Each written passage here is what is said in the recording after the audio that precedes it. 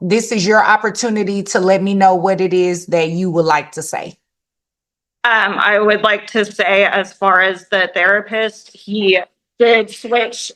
I think it was at therapist number 4, because the others did not go along with the narrative of sexual abuse. And there are about 10 CPS cases prior to that Tarrant County one where they all deemed that there is no sexual abuse. Welcome back. This custody trial starts with a bomb. Mom's bond violation shows cocaine, meth, amphetamine, and alcohol. Dad, John Roten, says 9-year-old Mason has been living in safety mode for years. Soberlink, pet tests, and a CPS investigation. Loom. Subscribe, like, and share for more dramatic breakdowns right here, today. Attorney Seidel or Attorney Broussard, would either of you like to make an opening statement at this time? No, Your Honor. I'll call my client when I get started. Okay. And then Ms. Guile, would you like to make an opening statement? No, ma'am. Okay. Attorney Seidel, you may call your first witness. Thank you. I'll call John Roten. Okay. Mr. Roten, you're the petitioner in this case, correct? Yes, sir. Okay. And we're here about Mason, who is 9 years old today, correct? Yes. In May of 2021, we entered an agreed order in the case, and Mason was 5 years old, and we appointed both parents joint managing conservators with equal possession schedule, no child support, and mother was not to consume any alcohol during her periods of possession, correct? Yes, sir. And the alcohol issue was, at that time, mother was on probation for a misdemeanor DWI out of Dallas County, correct? Yes, sir. And additionally, she had been arrested and was on bond for a felony DWI out of Denton County for felony DWI of driving intoxicated with a child in the car, correct? Correct. And the child in that case was Mason, correct? Yes. Yes, sir. Okay. And so she had conditions of bond that prohibited from using alcohol, correct? Yes. All right. We went forward then with the petition to modify in October of 2021, correct? Yes. And you attached an affidavit to that petition, and in it you expressed to the court concerns. First of all, Mason was expressing a great deal of anxiety and refusing to go see his mother, correct? Correct. And you were concerned, he had made statements to you that made you concerned about possible sexual abuse, correct? Correct. All right. And additionally, you indicated shortly before we filed, there was an incident where mother called you highly intoxicated and you went to her house, correct? Correct. And Mason was in her care along with an infant child that she had had since then with another man, correct? Yep. And at that time, she was highly intoxicated. This was shortly before October of 2021, correct? Correct. You had to take care of the infant while she was intoxicated, and you went about 10 p.m. and stayed till 1 a.m., correct? Correct. And at that time, when mother woke up from being asleep, she told you she needed help with her alcohol problem and needed to get her life together, correct? Correct. And she allowed you to take Mason and keep him, correct? Correct. And so we went to court on that. On a temporary orders hearing was held October 28th of 2021. And those rulings are reflected in petitioners 3, correct? Correct. Mother was ordered to go on Soberlink and take a PEth test, correct? Correct. And because she had testified, she had not consumed any alcohol because that's part of her conditions of bond and her probation, correct? Yes, sir. And that she did take the PEth test as court ordered and she failed the PEth test, correct? Correct. All right. The judge then entered further temporary orders reflected on petitioner's Exhibit 4 in December of 2021 because we had Soberlink violations at that time by mother, correct? Correct. All the Soberlink records are admitted as petitioners 14, correct? Correct. Additionally, at that time in our hearing on further temporary orders in December of 2021, there was another positive PEth test by mother, correct? Correct. Okay.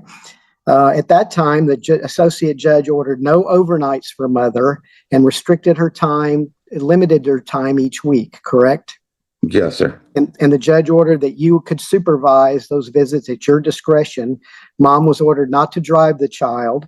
and mother was ordered to be evaluated and treated by the Nexus Recovery Alcohol Center, correct? Correct. Okay. We came back to the court in March of 2022 with an emergency motion, correct? Correct. That was based on multiple Soberlink violations. Is that correct? Correct. And that we had properly requested another PEth test as court ordered, and mother had refused to take that, correct? Correct. And in fact, you had prepaid it in advance, correct? Correct. All right. And then there was another incident leading up to that where you saw her intoxicated in your presence, correct? Correct. Okay.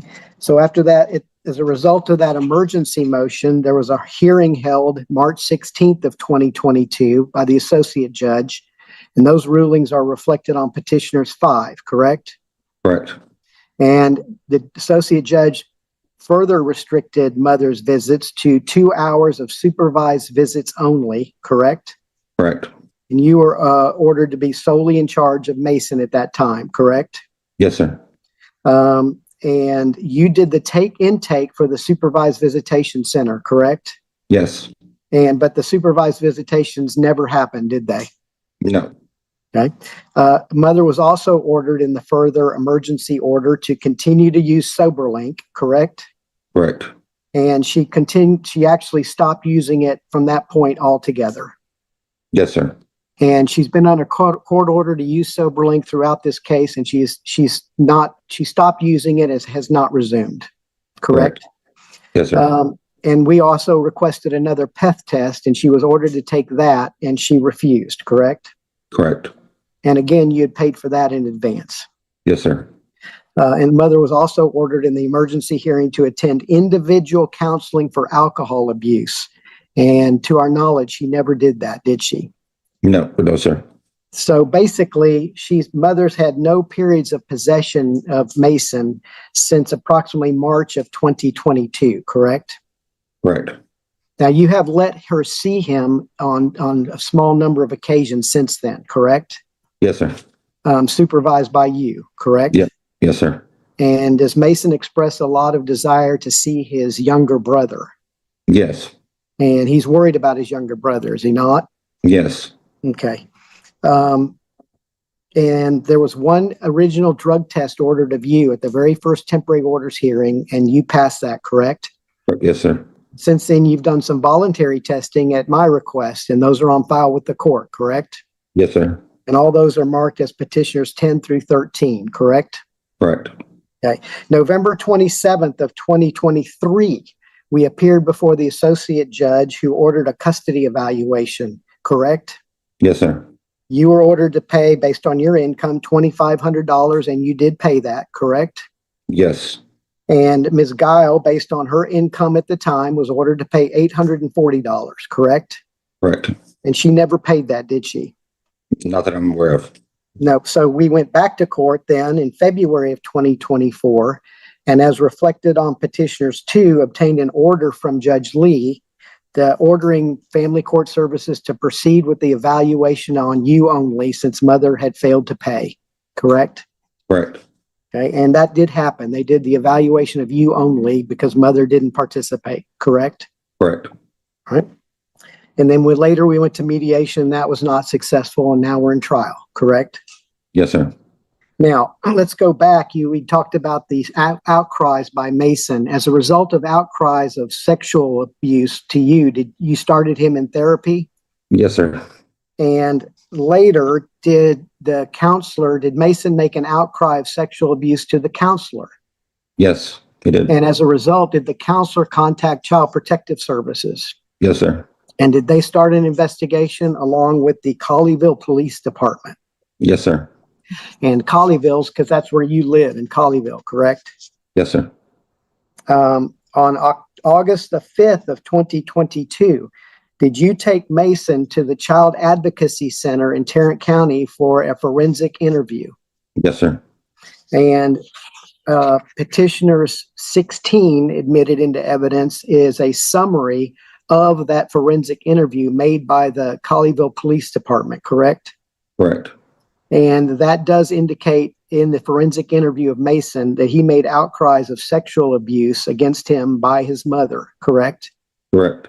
And Mason was highly concerned that the same thing was going to happen to his younger brother, correct? Correct. And that was investigated by CPS, Tarrant County, and Colleyville police, but Tarrant County couldn't prosecute because those offenses had not occurred in Tarrant County, correct? Correct. Okay.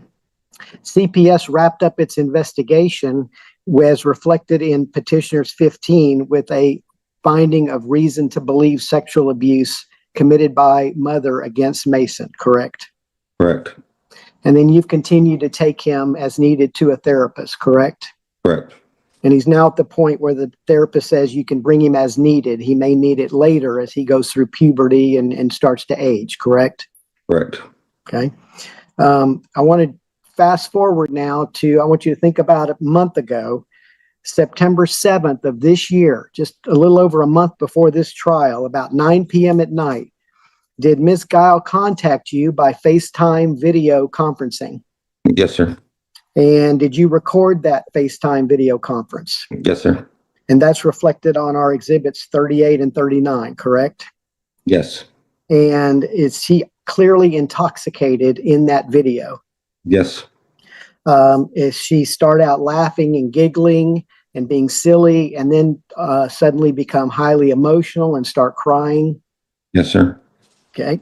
And then shortly after that, is there a verbal altercation between her and the man who apparently she's living with at this time? Yes. And does he say to her on that video, "You're not in your right mind, you need to go to bed"?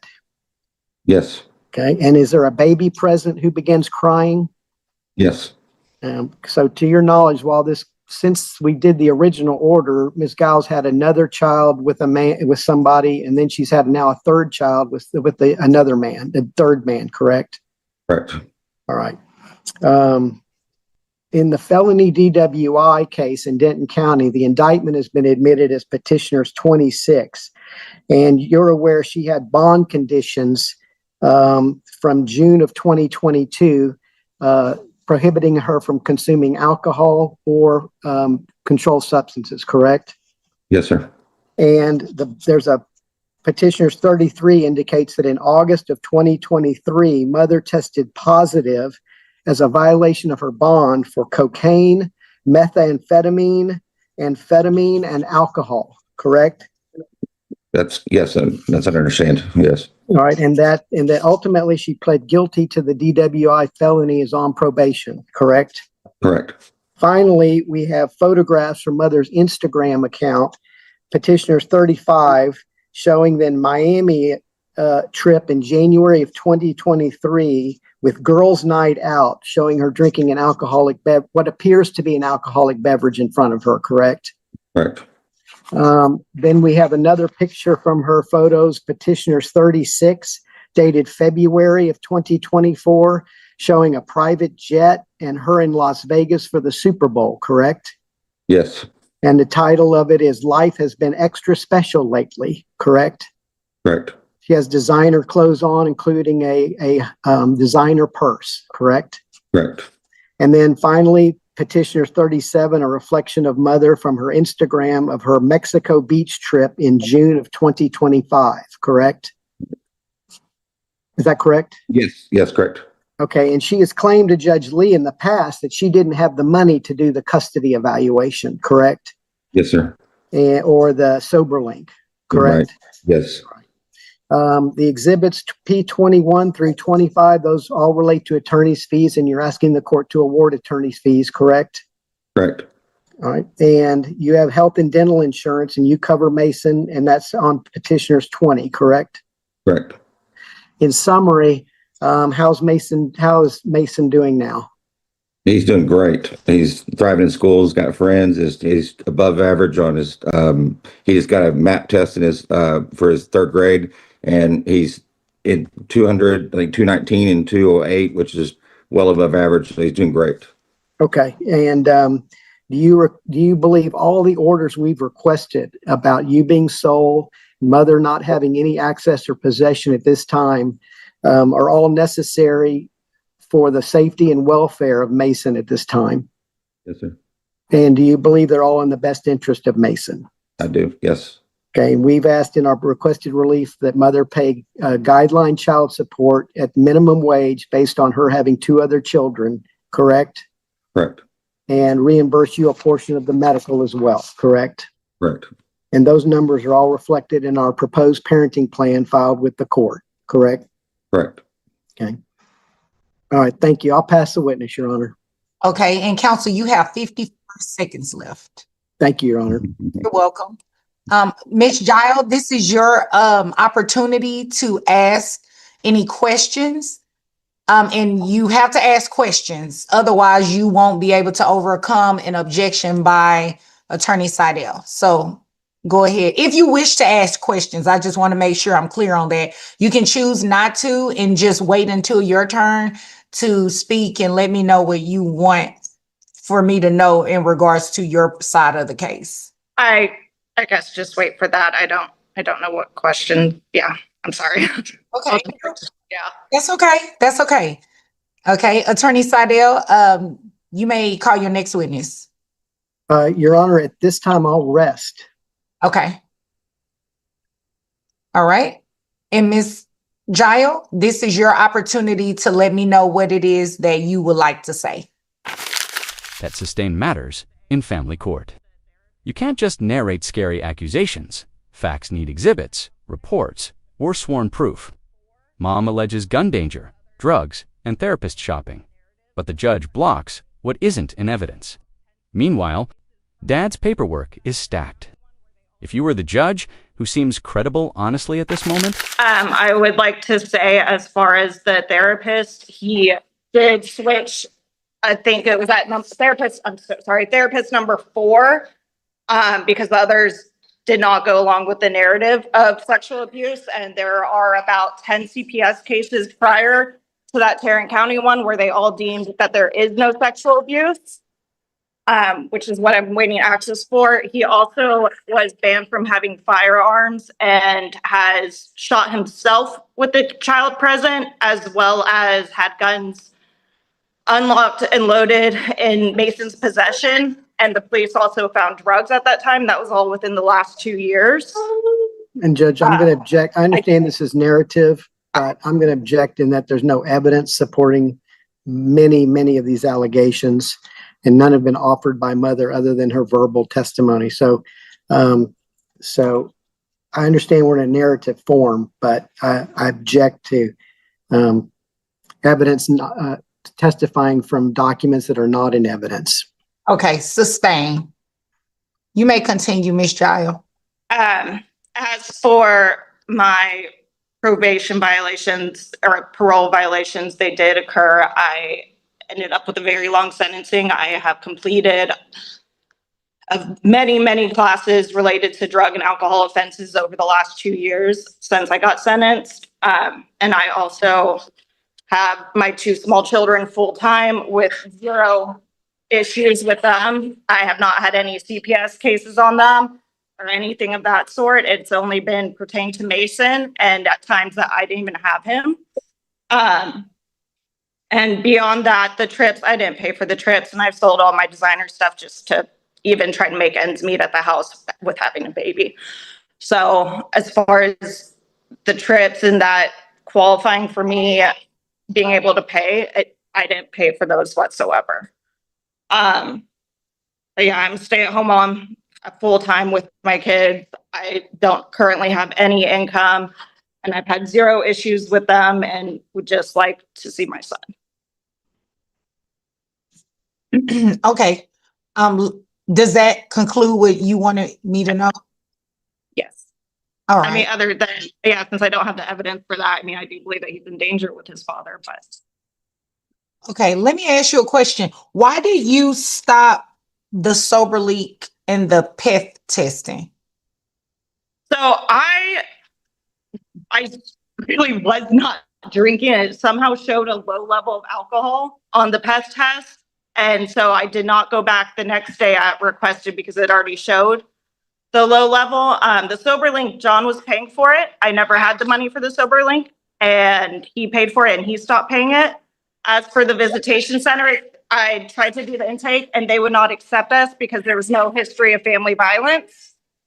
And so we decided on me just getting to see him, but that became sporadic and just according to John's mood. Okay.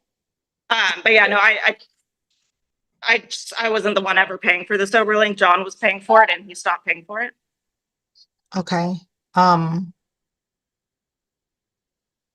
Attorney Seidel, I know in the request is that mother essentially in the request to relief that mother doesn't have any access.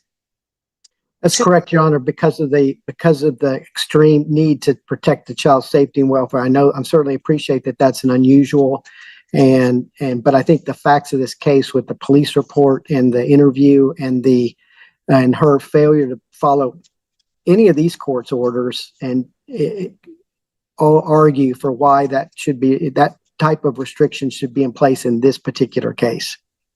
Yes, thank you. And I understand. I guess my question is, what, if any, even supervised, what would your client propose? Because what I wouldn't want to happen is for your client to do all of the supervision, because I don't think that is in the best interest of the child and definitely not in the best interest of the parties, because it could just potentially set up a situation for conflict. So what other alternative would mother have to see Mason at all? Well, Judge, I think first of all, with that, I understand the court's concern, but there have been instances where he's allowed her to come visit that have not been, there's been no conflict. They are able to communicate. She did reach out to him by Facebook. They're not, this isn't a high conflict case, interestingly, and never has been. I've had it since the beginning when we did the original order.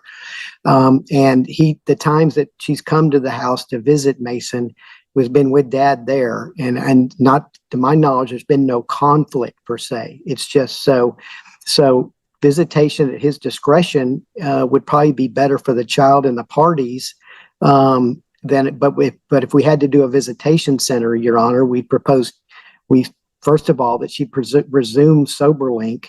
And I do want to correct one thing. The judge did start out with John paying Soberlink, but then after all the violations, the subsequent further temporary orders reflect that she was ordered to pay and maintain her own Soberlink.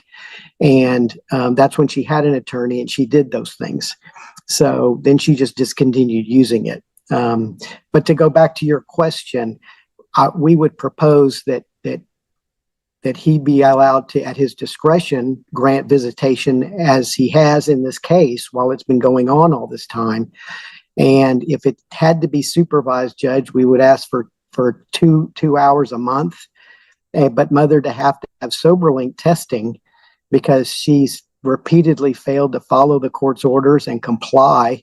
We have no evidence that she's in compliance. Okay. Thank you for that. The visitation schedule, what was it usually? Was it something consistent, like this particular day for this between this particular time, or was it just sporadic? It's my understanding, and I'm happy to let Ms. Guile address it too, or my client. But from talking to my client, there have been times Ms. Guile has the habit of saying, I want to come see Mason today. And my client will respond, today doesn't work, but we could set it up for today after tomorrow or tomorrow. And then she just seems to lose interest or doesn't follow through because it doesn't seem to work for her. But there have been times where, and he can speak to this, that it has worked. He has allowed her to come over and visit and bring Mason's younger brother with her. Okay. Ms. Guile? So that is not the case. John will bail a lot of times that he says I can see him, and that is typically why if I can get his attention right that moment, I'm like, can I come now? Because if I can get a yes then he usually will follow through. But if he sets it for a different time, then he doesn't answer his phone. I've driven out there, he's not home. Also, I would not like it to be supervised by him. He's made sexual advances at me during those times. He's also just trying to get a rise out of me different ways. And it has been peaceful because I'm not going to argue in front of the kids with him. But no, I mean, he does somewhat harass me on those times. Okay. So The, we would, if we're going to do, if I may, Your Honor, I don't mean to cut the court off at all. If we were going to do supervise, we would propose 2 hours a month, and at mother's expense, and we set it up that way.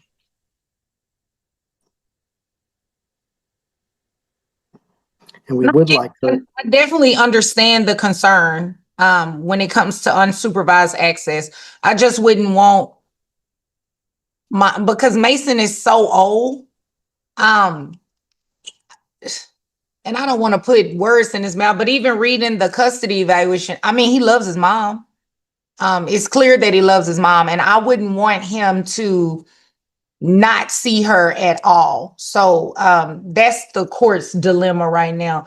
The child support that's listed in here, is that listed based on minimum wage and the number of children that mother has? Yes, Your Honor. Okay. And All the health and dental percentage is based on minimum wage. Okay. So this is what the court is going to do. The court is going to take this under advisement, and I'll get you all a ruling out on Monday. Okay. Very good. Okay. All right. Thank you, All Your right. Honor. Thank you all for your time. Thank you, Your Honor. Judge. Take care. Thank you. Here's the whiplash. Mom says she quit Soberlink because John stopped paying and a low pet reading scared her off. Then counsel snaps back later orders required her to pay and maintain testing, and she simply discontinued. That's compliance versus excuses. What will the judge do Monday? Like, subscribe, and share.